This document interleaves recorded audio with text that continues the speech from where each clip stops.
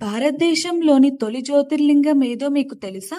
ఎన్నిసార్లు విదేశీ దండయాత్రలు జరిగినా, మళ్ళీ మళ్ళీ పునర్నిర్మించబడిన ఆ అద్భుత ఆలయమే గుజరాత్‌లోని సోమనాథ జ్యోతిర్లింగం. ఈరోజు మనం ఆ మహిమాన్విత క్షేత్రం వెనుక ఉన్న అద్భుత కథని గురించి తెలుసుకుందాం. పురాణాల ప్రకారం చంద్రదేవుడు దక్ష ప్రజాపతి కుమారులైన 27 మందిని వివాహం చేసుకున్నాడు. కానీ వారిలో రోహిణిని మాత్రమే ఎక్కువగా ప్రేమించడంతో మిగతా కుమార్తెలు తమ తండ్రి వద్దకు వెళ్లి ఫిర్యాదు చేశారు.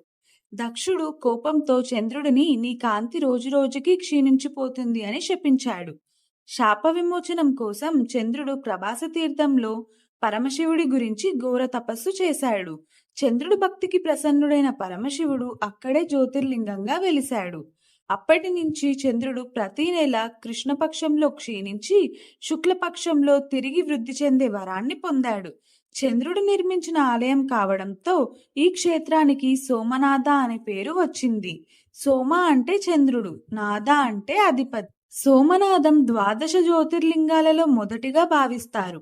ఈ క్షేత్రం దర్శనం వల్ల పాపాలు తొలగి మానసిక ప్రశాంతత, ఆరోగ్యం, ఐశ్వర్యం లభిస్తాయని భక్తుల యొక్క విశ్వాసం.